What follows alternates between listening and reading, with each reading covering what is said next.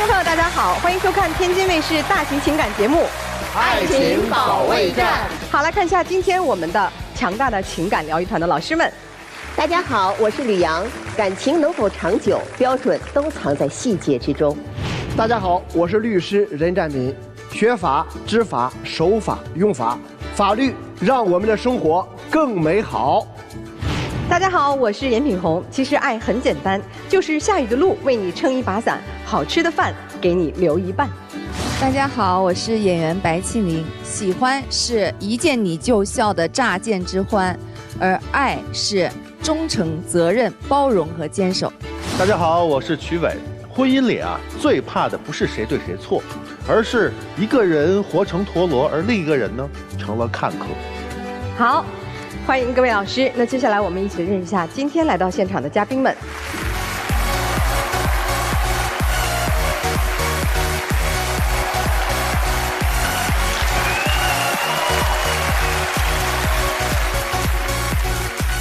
首先要疗愈的是本期第一对情感嘉宾韩先生，51岁，来自吉林；电工张女士，51岁，来自吉林。家政，他们究竟遇到了怎样的情感困惑？感情中最大的问题，我对他都够好的了，他一点都不知道感恩。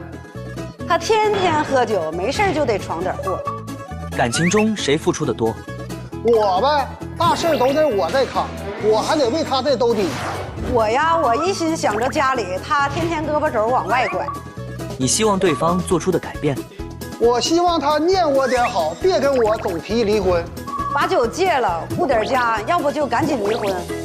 哎呦，这谁先来讲一讲啊？这20-30年的日子怎么过到现在变成这样？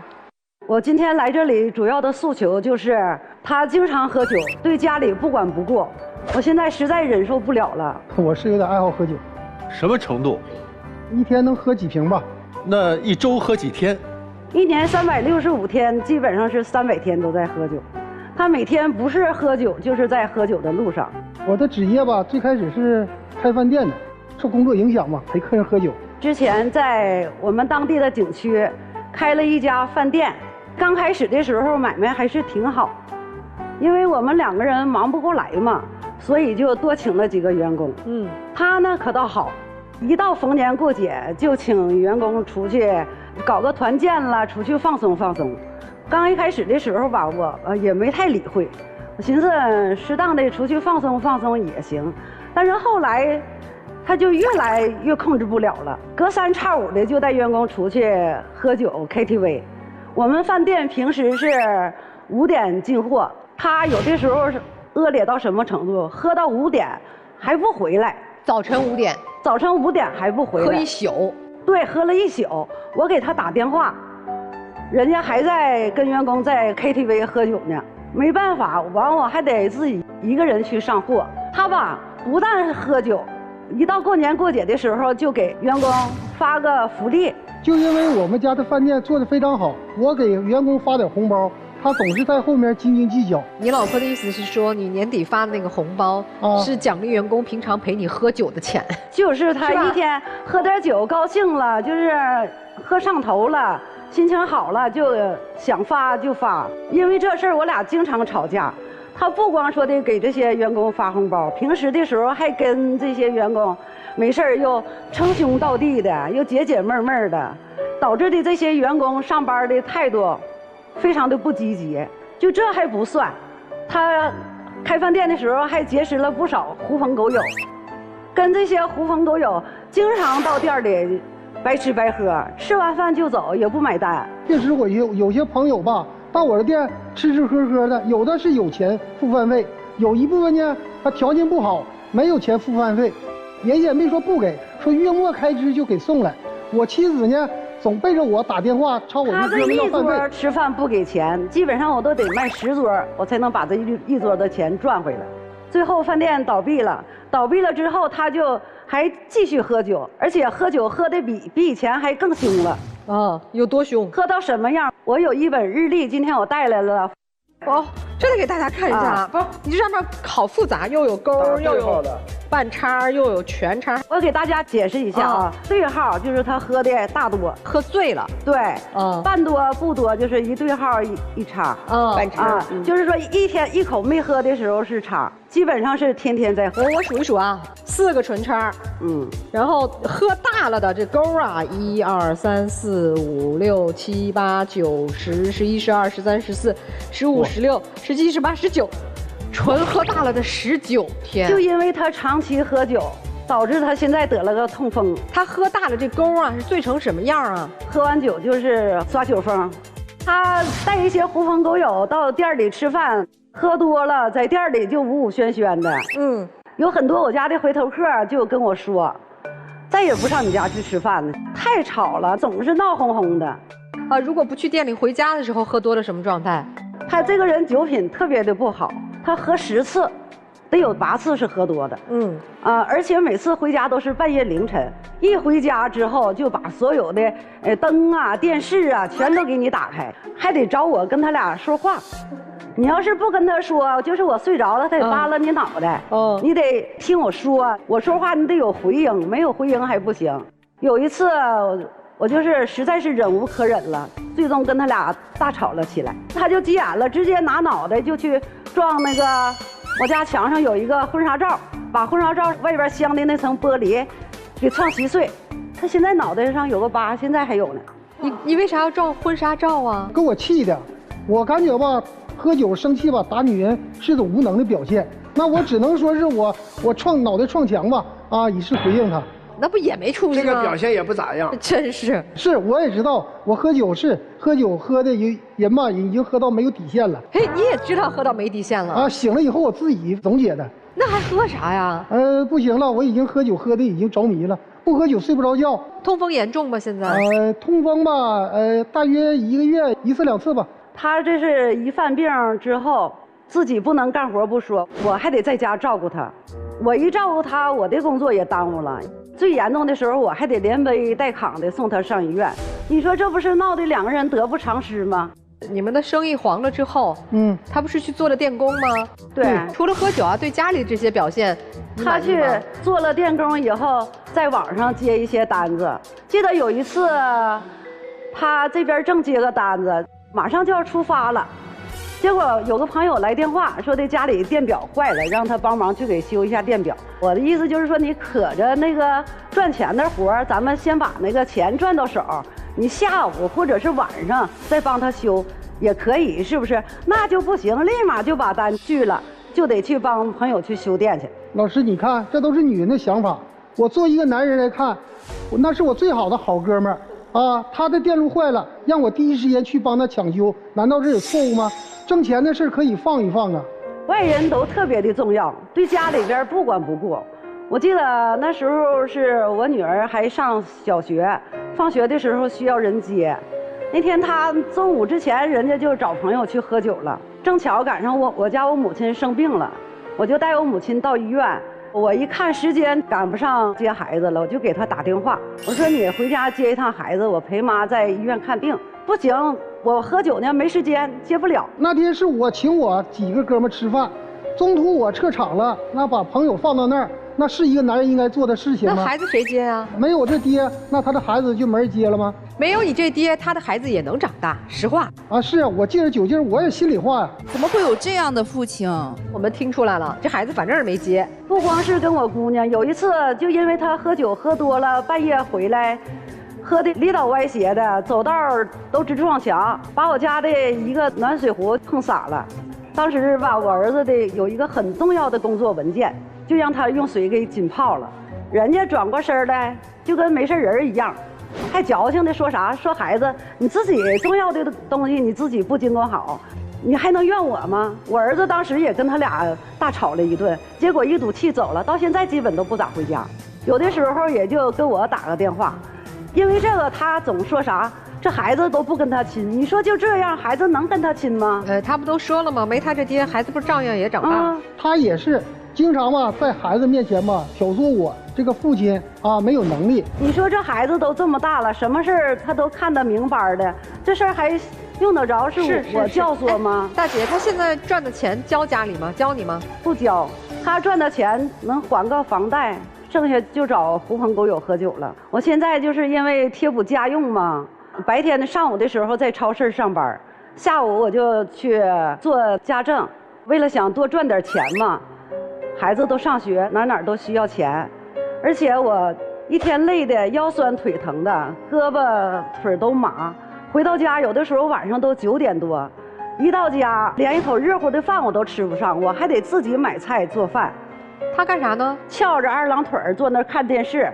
那做饭不就是女人的事吗？我在外边辛苦一天，我在这边打拼一天，挣钱也非常辛苦啊。我不辛苦吗？难道我为了家里这个支撑这个房贷，支撑家里的水电费啊？是不是我一天也出去干活，也是为了赚钱，也忙去了，一天也累得够呛。哎，你除了赚钱，什么交房贷，你心疼你媳妇儿吗？结婚当初吧挺心疼的，但是随着饭店黄了以后吧，我就感觉到了我没有挣钱的能力了，没有挣到大钱了，就挣一些小钱，他对我就是有看法。那你不应该更对他好一点，多照顾一点？但是我认为我家的大事我也没掉过链子啊，我一直在扛起我应该做的事情。比如说我们家这个买这房子交房贷，比如说水电费，我一直也在积极的在做。除了没有做饭，在其他方面你有照顾你爱人吗？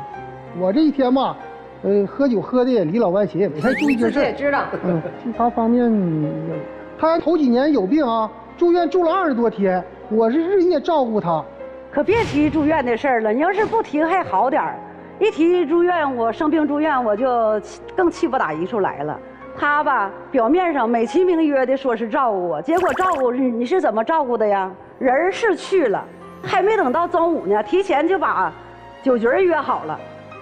到点了，人家就去喝酒去了，一喝2、3个小时回来了，喝得醉醺醺的，浑身都是酒味儿。回来之后就在这个病房屋里背个手就晃悠，我啥都指望不上他。他一身酒味在医院多不合适啊！所以人家都烦吗？到了晚上睡觉，租了个床，晚上躺下的时候比我还早，没等我休息，人家先躺那儿了。因为他喝酒嘛，躺那儿不到1分钟就开始打呼噜，这呼噜嗷嗷的。给整个病房连病人呐那都烦坏了，而且一睡就是这一宿。第二天早上得人家那个大夫来查床了，还得扒拉他才能起来。他只是说我的过错，他在我不知情的情况下，在外边借了不少钱，啊，我也是非常生气的。我最后也是帮他还上了。借了多少呢？我知道的时候已经是欠到人家是28万了啊！这咋回事啊？是这样的，刚一开始的时候是我有个朋友，他遇到困难了，需要4万块钱，出于热心肠吧，我就在我同志那儿给他借的钱还上了。结果我这个朋友他就跑路了，这个当时我就跟他说了，我说的你帮我想想办法，咱们把这4万块钱还上。这当时也确实是我的错，我没想到。我们夫妻这么些年，我又遇到困难了，他不但不管我，而且因为这事儿他天天骂我，跟我说啥，自己惹的祸你自己去扛，这事儿跟我没有关系。他当时不是不管我吗？我就得想办法呀。但是后来我就听我的朋友说，有一种投资那个能赚钱快，我这也是思想也单纯，头脑一热，因为着急嘛，着急就把这个钱还上，我就跟他俩做投资。结果也没赚钱，后来又说什么理财呀赚钱，我是为了借钱还钱，结果可倒好，干一样赔一样。我问一下这女士啊，大姐，你这借的钱有没有用到家里啊？没有。这个大哥知道吗？当时4万块钱的时候他知道，是事前知道，是事后知道的。4万块钱他当时就知道。这是理财啊，投资啊，他借了这些钱，欠了这些钱我不知道，事后吧是听到我家的孩子。对话的时候我才听到。最后这钱还了吗？最后我还了。怎么还的呢？我家里有个这个地方拆迁呢，给我们一部分补偿款，给了20多万。在我个人面前，我又借了一部分，凑齐了28万。我是现在说句心里话，当时我欠4万块钱的时候，他不帮我还，我就已经彻底的心寒了。当时我就想着，如果我把这个4万块钱还完以后，我就不和他过了，我就和他离婚了。结果我也没想到这窟窿越来越大，但是现在这个钱已经还上了，我就是说放下一块心病吧，我这以后也没有什么牵挂了，不过了，坚决就是不能和他过了，因为啥？总喝酒，前些日子又惹祸了。他干活嘛，挣了点钱，就一高兴请朋友吃饭、喝酒，足足喝了一天还没尽兴。晚上又翻台，又上烧烤店，又接着喝，喝上劲儿了，把人烧烤店给砸了。第二天早上，人家派出所给我打电话，让我带2万块钱赔偿金。结果我又没办法，又上那个亲戚那儿又借了2万块钱，把他给领回来了。你说就这日子以后能不能过？我不就是酒后闹事啊，赔了2万块钱吗？你背了我赔了20多万，我不也替你偿还吗？哎，先生，如果你不再戒酒或者是少喝酒，你老婆就不跟你过了，你还要喝是吗？我相信我还得喝，但是我应该有节制，吸取教训吧。啥叫节制啊？啊，节制就是刚才1年365天300天在喝，280天在喝大，喝多。你准备变成什么样的节制？我节制吧，就是少喝吧。你看你以前是1年365天，你喝酒300天。咱俩这样行不行？你1年喝65天，300天别喝了。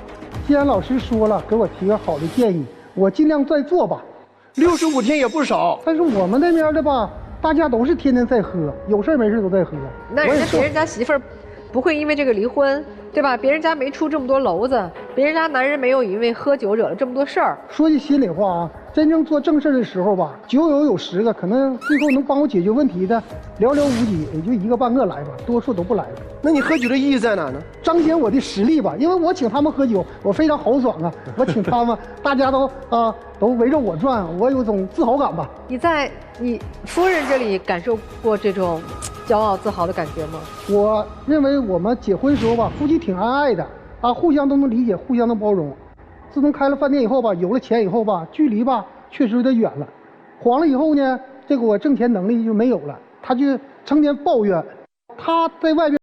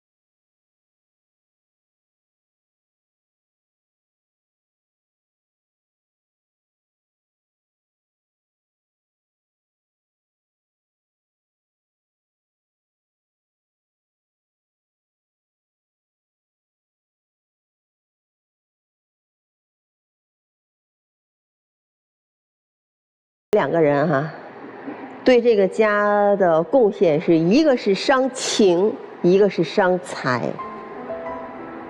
我觉得你们之所以现在让我们看起来你们还能共同站在这个舞台上，你们还捆绑在一个婚姻里，我们刨除孩子的这一层原因，我觉得是因为你们始终觉得这个婚姻存在的意义是可以给你们托底，但是他托了你的底，欠款都还上了，却不一定能拖得住他未来继续消耗的底。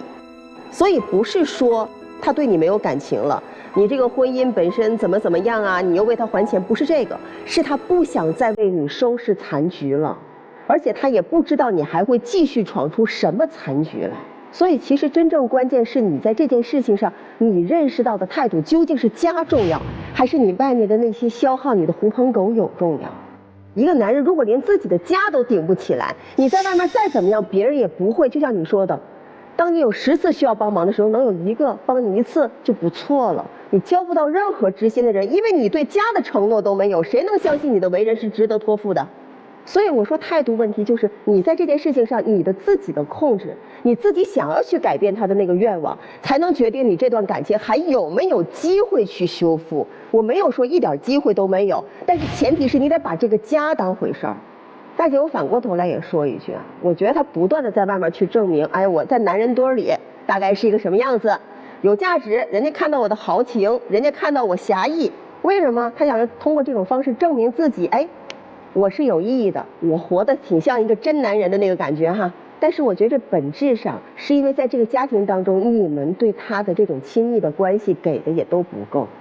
孩子不理他，跟他大吵一架，你对他也成天都是指责。在他真正失落的那一段，给他的这种情感上的支持也没到位。他是失败了，他是做错了，但是你们给的这个东西给的不对，你不能都说他的错。其实在那一刻，他到处散红包，喝多了干这干那的时候，你就应该拿出你经营一个饭店的本事和能力，你的原则，去把所有的规则建立起来。那你自己就有自己的铁腕，那没有办法，你在为这个家负责，对吗？所以其实在这件事情当中，你错多，你也不是没错。我不是说一点机会都没有，但是能不能改，能不能把这个机会掌握得住，关键在你。我问一下大姐，你们家这个饭店经营啊，比如说失败之后，有没有给大哥进行一些鼓励和帮助？当时确实没有，因为我也很忙啊，我这一天也天天出去干活。那我听明白了，我知道问题在哪了。第一啊，大哥是这样，小酌怡情，大饮伤身，适度饮酒，早点回家。我就按照这个标准，基本上不会出大错。我们每个人是自己健康的第一责任人。我觉得你首先呢，都要对自己的健康负责。我觉得你认识方面还有一些这个不当的地方。你比如说，这个做饭就是女人的，孩子不管他也可以长。其实你这个认识本身就是错的。抚养未成年孩子，帮助婚姻的另一半，这都是我们法律规定的义务，不是可有可无的。大姐有一点我觉得值得商榷，就是你借钱的时候啊，其实你看，你呢是夫妻关系存续期间，你以自己的名义对外承担了债务，借钱嘛，是吧？而且你这个钱没有用到家庭，也没有用到你们共同经营的饭店中。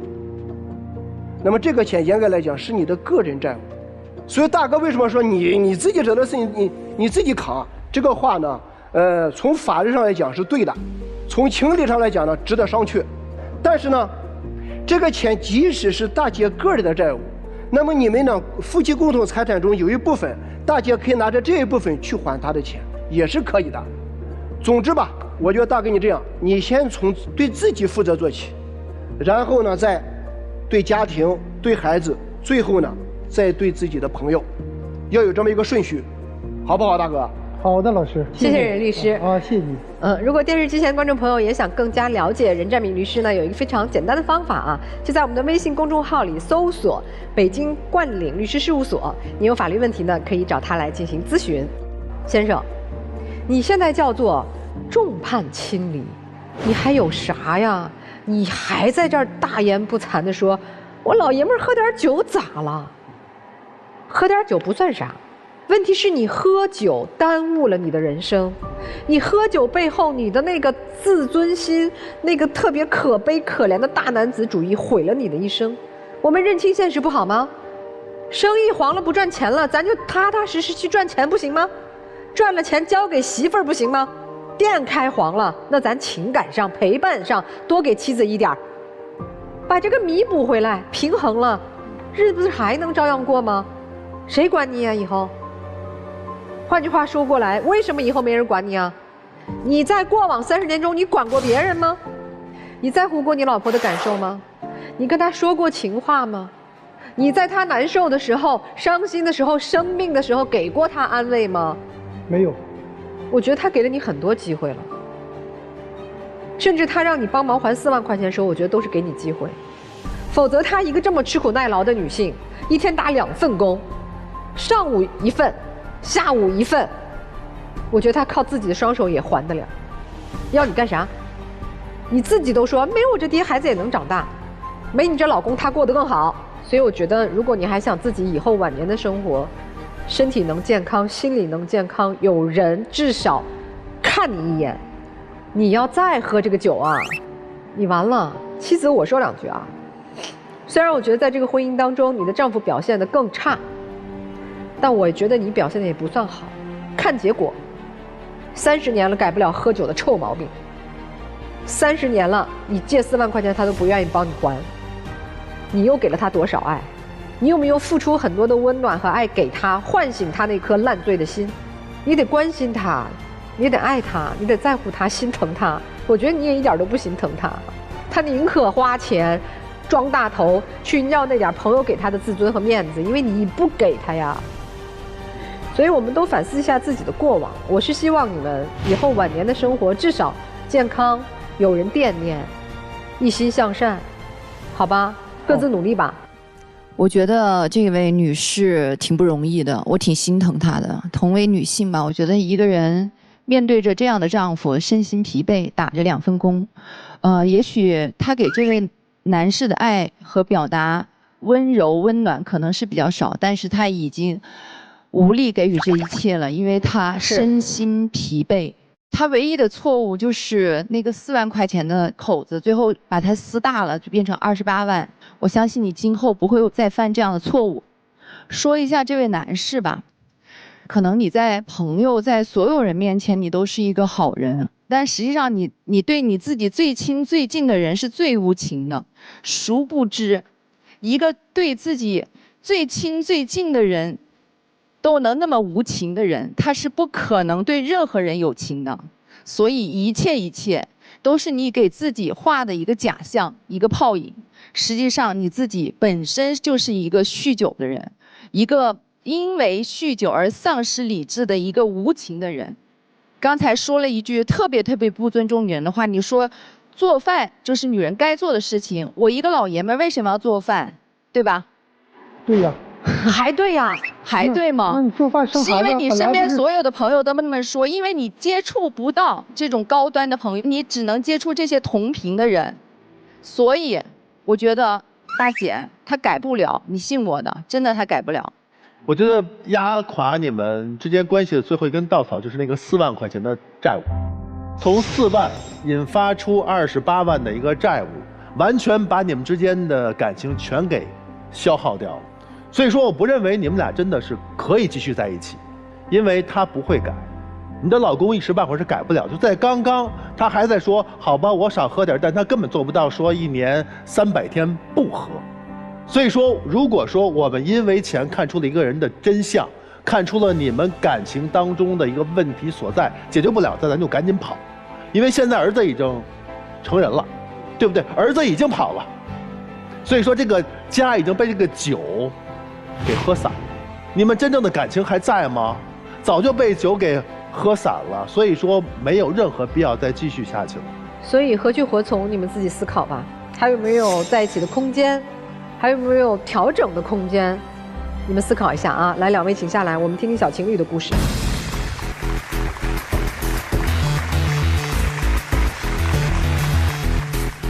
本期第2对情感嘉宾小明，20岁，来自安徽；模特小慧，22岁，来自安徽。学生，那么他们又遇到了怎样的情感困惑？这段感情和你预期想的一样吗？差不多吧，我很喜欢他，也很爱他，但是我总惹他生气。我给他解释，给他认错，他也不听，我也很无语啊。很不一样，他特爱玩，很自恋，他觉得全世界的女孩子都喜欢他。我感觉他做事很不靠谱，我真的很心累。你希望对方如何改变？他的行为思想特别传统和古板，这点一定要改，还要及时行乐，享受当下，享受我对他的爱。我希望他成熟一点，性格收敛一点，别整天嘻嘻哈哈的，觉得我好糊弄。哎呀，这确实是2个小年轻的恋爱啊，这特别不愉快。是谁要来的呀？是我导师。我觉得他就是一个典型的纨绔子弟，就又幼稚。当时一开始追我的时候，就对我挺好的嘛，然后后面就是感觉追到手了就不珍惜了，就是喜欢去酒吧里面喝酒，交一些异性的朋友。我感觉他有点欺骗我，而且根本就不在乎我。他去酒吧喝酒，你没跟着一起去啊？年轻人玩一玩吗？没去，就是之前他有一次过生日，一起吃完饭各自回家了，谁知道他又去转场跟他朋友一起喝了一场，我又不知道啊。要不是他朋友发朋友圈，我看到他喝醉了搂着几个女的，那他这不是纯属就是欺骗我吗？你怎么还搂着其他的异性啊？那没办法，长得太帅了呀，那别的女的可能对我有意思吗？往我身上扑，那就被录下来了呀，让他们发朋友圈嘛，没有办法。哎呀，天哪，你真的没见过长得帅的吧，朋友？哎，那他去酒吧会出现这样的情况？他刚才说他的工作是模特，那是不是也有很多和女孩子合作的这个机会啊？对，所以我就有点吃醋嘛，我就挺生气这点的。而且我觉得他家庭条件挺好的，就是根本不需要去做这个模特行业。他去做这个模特行业，纯属就是因为自己自恋，就可以交一些异性朋友，可以去搭讪嘛。然后他之前还喜欢玩机车，他有一次骑着机车跑到山东那边去，然后摔了吧，我觉得很危险啊，而且玩机车也很费钱。他没钱的时候，他去找父母要，他父母要是不给他的话，他就找姐姐要。我感觉就是完全给家里惯坏了，惯得乱要钱，还乱搭讪女孩子，有没有？家有钱的我也没办法呀。你有没有搭讪女孩子吧？人家主动找的我，对吧？这跟我也没有太大关系。那你有没有做出一些调整，让女朋友放心？那我跟她说了呀，对吧？我之前追她的时候，那染个小黄毛，对吧？我带照片了，要看一下。看一下，以前是这样的造型，对吧？就以前就比较喜欢染黄毛，然后我也有自己的个性。后面跟着他，后面呢也是听他的改造，然后呢给我改成这种风格。哎，女朋友改完之后你满意吗？我本来是挺满意的呀，因为确实是我喜欢的风格。这改完之后好像比以前更帅了呀。对啊，我就是想提升一下他嘛，他就觉得我就是老是挑他毛病。那你岂不是更不放心了？那不是，因为我自己是做穿搭的，看着也舒服呀。他染了一头黄毛，看着肯定就不舒服。所以男孩是说我为了你我也改变了，你喜欢的造型我就去努力尝试了。那他讨厌的你和女孩子的这种接触，你有没有去改变一下呀？那我当时也跟他说了呀，我说我以后再也不去喝酒了呀，对吧？现在基本上就是想着以后跟兄弟之间，就是好朋友，他们开个电竞酒店啊，然后在酒店里面喝，不去酒吧了。他说的是真的吗？不去喝酒了？他喝其实也喝，我就说他当面一套背后一套，就是偷偷的，我感觉他就是在欺骗我，背着我去喝的。我看到本子上他自己承诺的，说距上次喝酒已经是5个月08天了，真的假的？是有那么多时间了，就是。其实我也不太喜欢喝酒，我主要是喜欢那种氛围。不是，他说他5个月08天没喝了，你信不？我不信，他肯定偷偷就喝过了。没喝，这没法调查，是吧？哎，大姐，你老公要是5个月08天没喝酒，你是不是能心情好点？那是不可能的啊！对，他也认为不可能，肯定偷偷喝了哈，所以还是不相信他。对。这女孩子的边界感她有没有调整啊？被你发现了跟女孩子拍照片之后，我后来也原谅她，她当时不就哭着跟我说嘛，然后我就对，然后就有点心软了，想着毕竟谈了1年多了嘛。那她有没有改变吗？改了，我一开始做模特，然后天天跟女的出去拍照，因为她们也是女模特呀，对吧？我工作原因啊。然后呢，他就会吃醋生气，那我就跟他说，我说以后这种有异性的活动，我基本上都给推了。其实我做模特，我也想给他以后有更好的生活呀。做模特是给他赚钱。对呀。我不需要，导师，我根本就不需要他这样做呀。而且我感觉他家里不是挺有钱的嘛，就是他不是为了赚钱给你的，对，他就是享受做模特的那种嘚瑟的感觉，对，像被人追捧的那种感觉。就女生的意思是，就是说。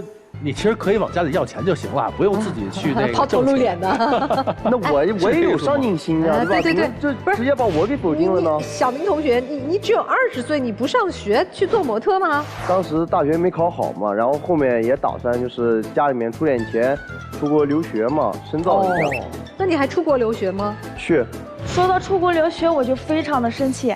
之前我过生日的时候，明明答应过我，就是一直陪着我。他说要留在安徽这边工作嘛，然后找个稳定的工作。谁知道他后面就突然间变卦。如果他一开始说他可能会出国留学，那我可能还就是会好一点。他明明答应过我，他后面又转口说他要出国留学，9月份要出国留学，那我肯定生气啊。他这个不是不遵守承诺吗？今年9月份就要出国留学了。对。你做好准备了吗？我已经做好准备了。英文考过了吗？去的是澳大利亚。澳大利亚不需要英语吗？需要，但是。雅思考了几分？已经在学了。我说你要等我2年，对吧？我说2年回来我跟他结婚。他家也催他，我都不知道为什么他家催他结婚了，就是给他介绍相亲对象，还天天在我面前说他那个相亲对象，长得又没我一半帅，我不知道他催这个有什么用？你还见了相亲对象啊？那是家里面介绍的，我也没办法嘛。而且我也没去见面，我跟他说，我就是想让他有点上进心。他整天就知道吃喝玩乐。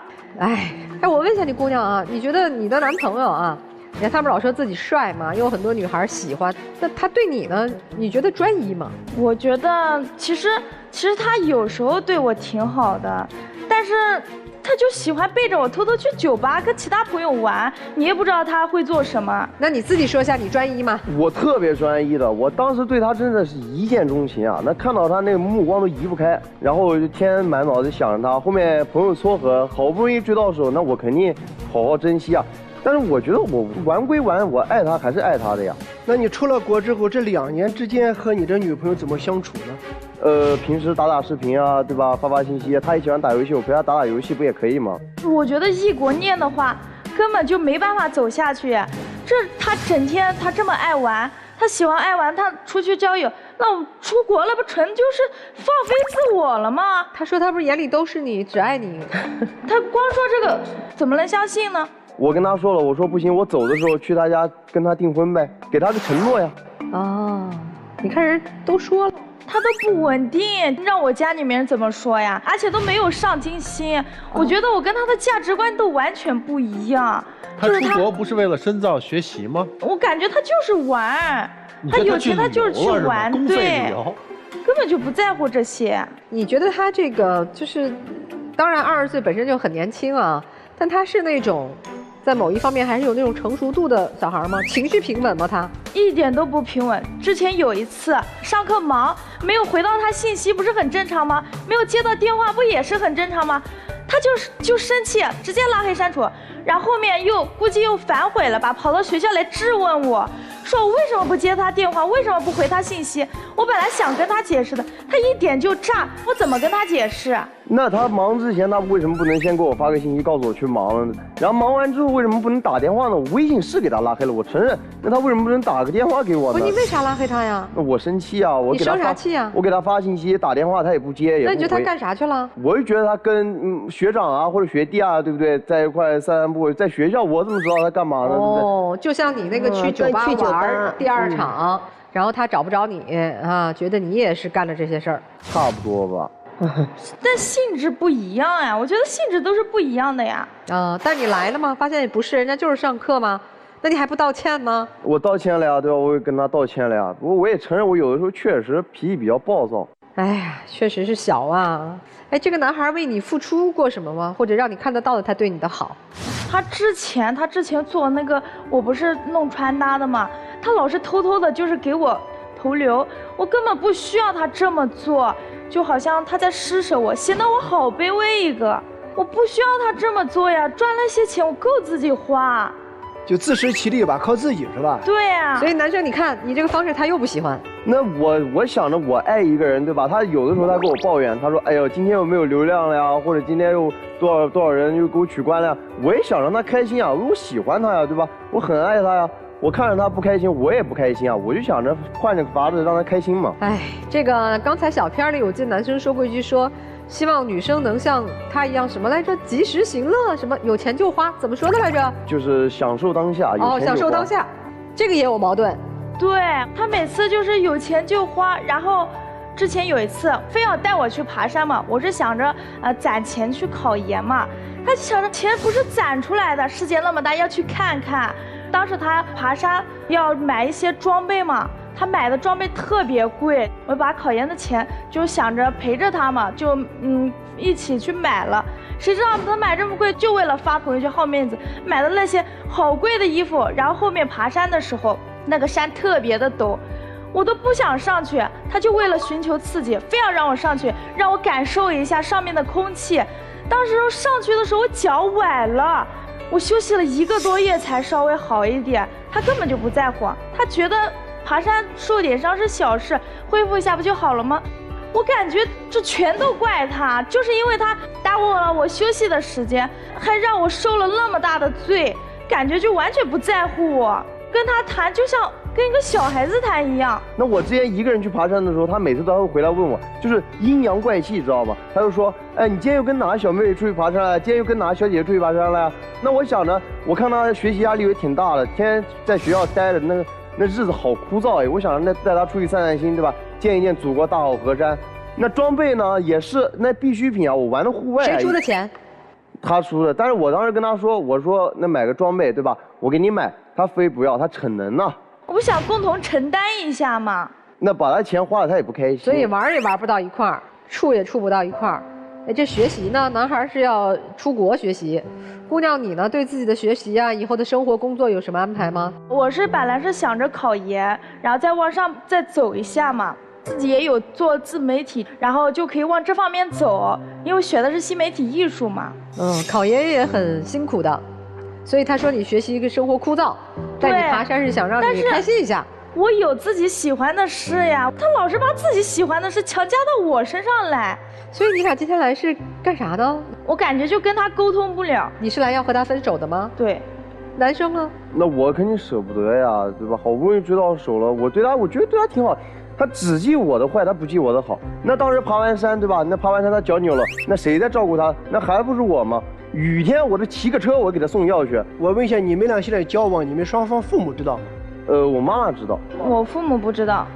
你那边不都准备订婚了吗？我跟我妈说了，我也是这么跟我妈说，我说她只要愿意等我2年，2年回来，对吧？就跟她结婚，走之前给她个承诺，订个婚也行。你妈同意了吗？我妈说这个东西反正是个大事儿，让我自己看着办。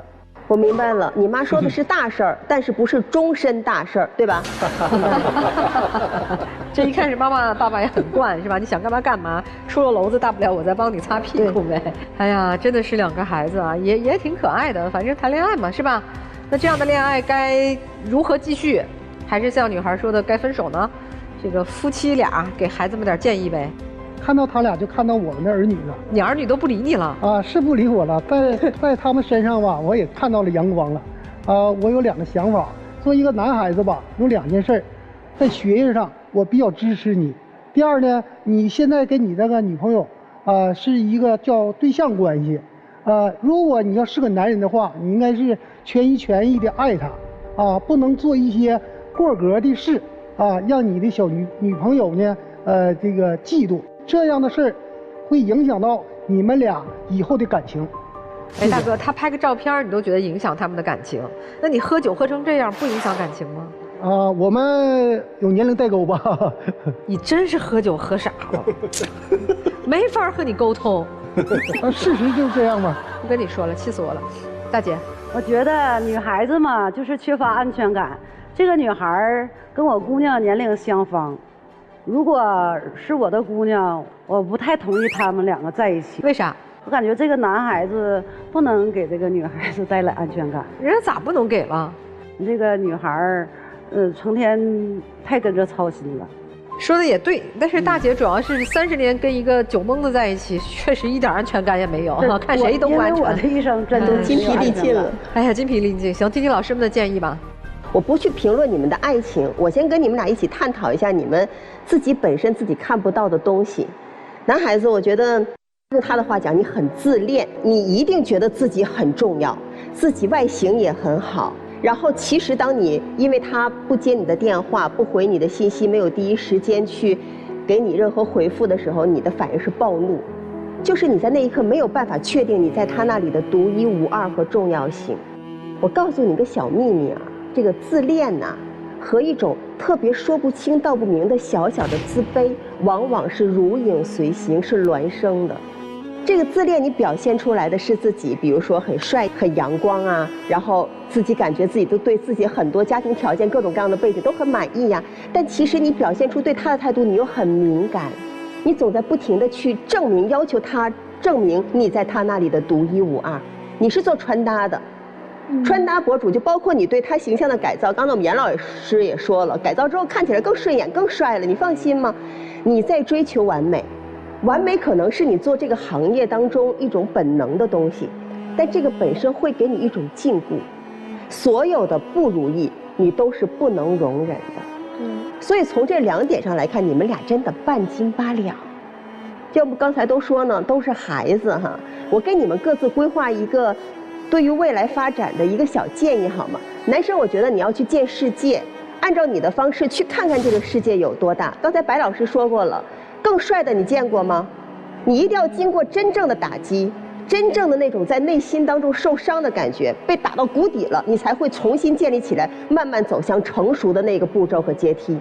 女孩子，其实我觉得你判断她是潜力股，对吧？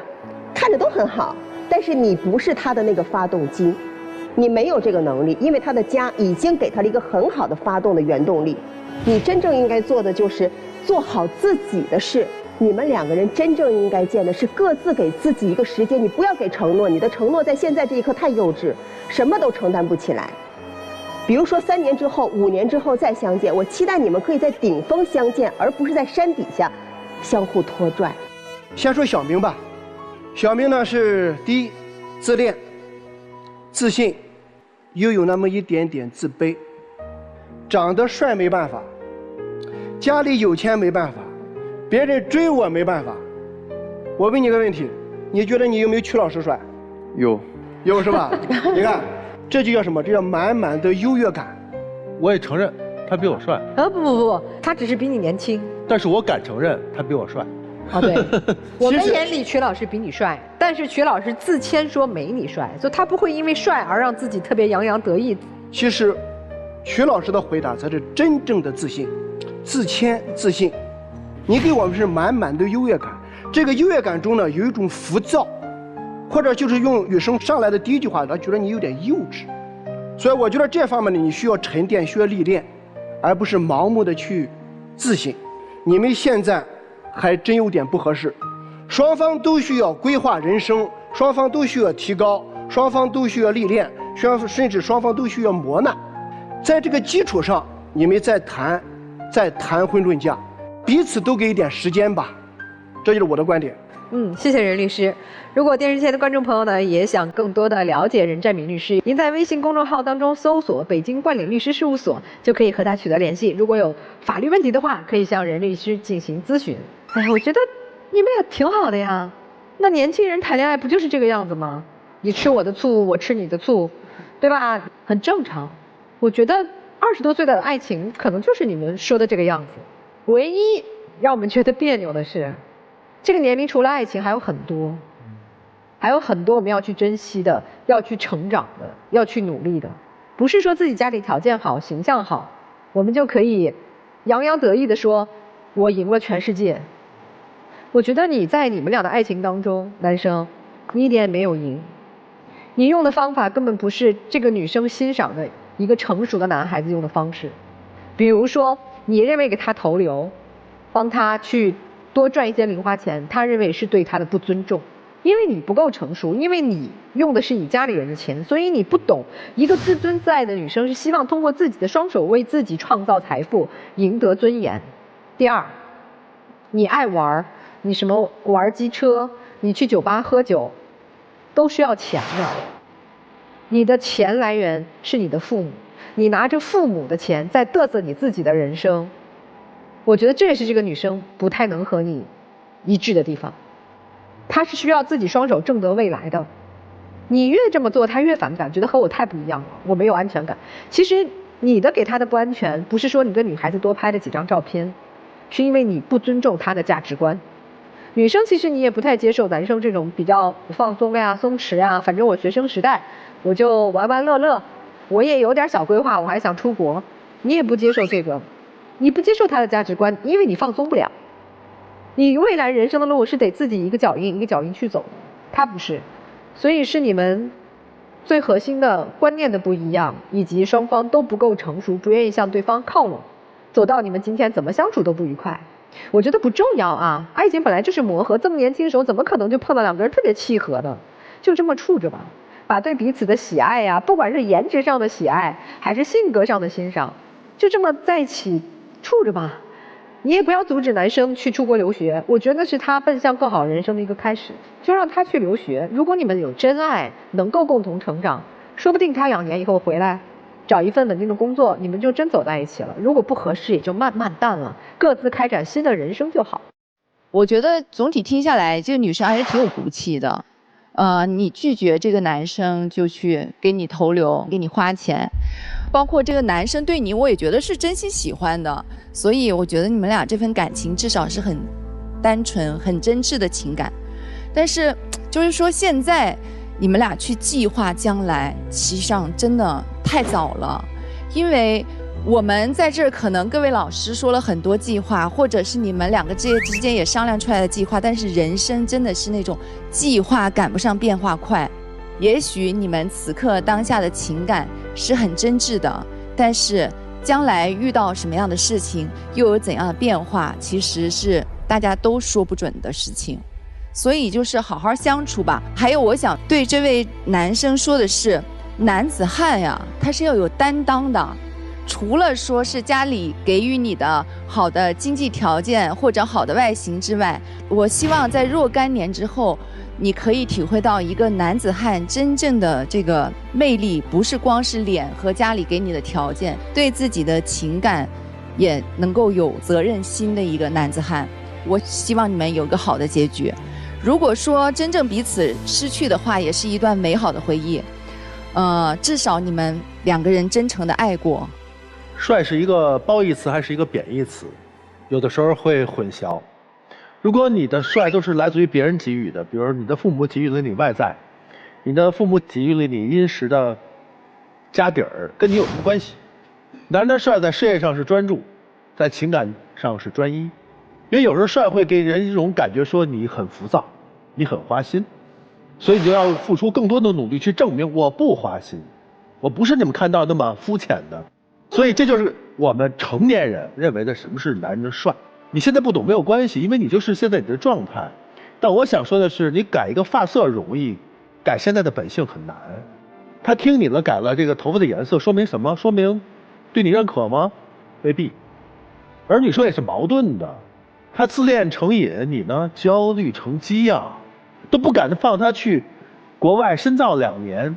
你一边在说她不够上进，一边又在阻止他上进的脚步，啊，你为什么要去工作？你为什么要去这个当模特？你家里你不有钱吗？你可以拿到钱，对吧？你说的原话，所以你好焦虑啊。所以你们现在刚哪到哪儿啊？在一起享受你们的恋爱和成长就行了，成长是彼此的。他的母亲说的那句话，我觉得特别经典，完全了解他的孩子，以了解年轻人的恋爱。说哦，你要结婚订婚是吧？行，这是你的大事。啊，不是终身大事，你想清楚了，你想清楚用什么？用时间嘛。而最可以让你们两个都想清楚的是什么？我现在认为反倒是距离，就是让他出去深造，你在这儿成你的长，他去走他的路。如果2年之后你们还能坐在一起说，哇，我们还是深爱彼此的，那就在一起喽。小小老师说的建议啊，那我们请4位都回到站门之后稍作思考，看看你们的选择。来，请回。电视机前的观众朋友，欢迎登录腾讯视频来收看节目的完整视频。好，我们来看看这个第一对他们会做怎样的选择啊？来，请开门。哎呦，拉着手出来了。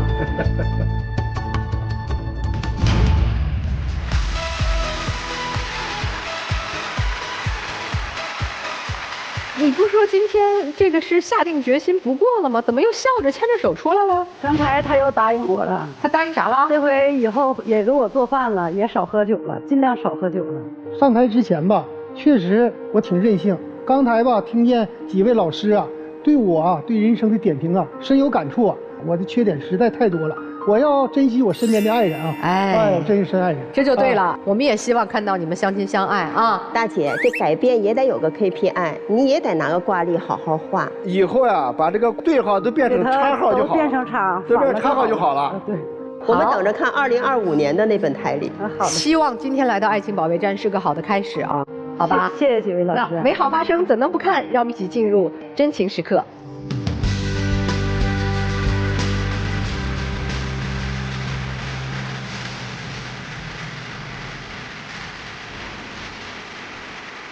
说啥悄悄话呢？你俩都是我的错。哦，都是你的错。哎，终于认错了。终于认错了。好了好了，大姐。哎呀，这既是委屈的泪水，也是喜悦的泪水哈。哎，带着你这台历本回去继续记着啊，把对号都变成叉号。好嘞，谢谢各位老师啊，谢谢各位。这边祝你们幸福啊！好，谢谢。哎呀，我们看看这个小年轻他们的选择吧啊！来，3、2、1，请开门。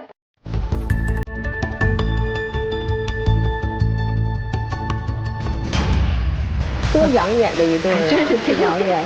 还是非常感谢老师说了那么多，对吧？我觉得也是我人生成长中的一个经历，我会牢记于心的。好好去读书啊，你去好好出国留学，你好好考研，这上妥了是吧？然后用时间来见证我们的爱情，好不好？好。好，美好发生，怎能不看？让我们一起进入真情时刻。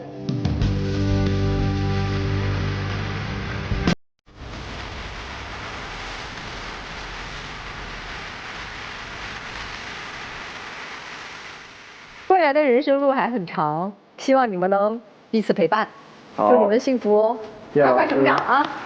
再见，拜拜，拜拜，拜拜。接下来我们一起进入婚恋新说法。我和妻子结婚7年，最近我犯了错误，妻子不选择原谅。如果现在离婚的话，我能挣得4岁女儿的抚养权吗？夫妻双方在离婚时，对于子女抚养权的归属以子女利益最大化为基本原则，过错方不会被绝对的丧失抚养权。对于一般的过错，比如因出轨而导致感情不和，那么通常情况下不会直接剥夺过错方的抚养权。但是，对于严重的过错，比如家暴、吸毒、虐待子女等，在司法实践中会认为过错方不适合继续抚养子女，从而就丧失了对子女的抚养权。也感谢观众朋友的收看，感谢我们老师们的分享，我们下次爱情保卫战再见。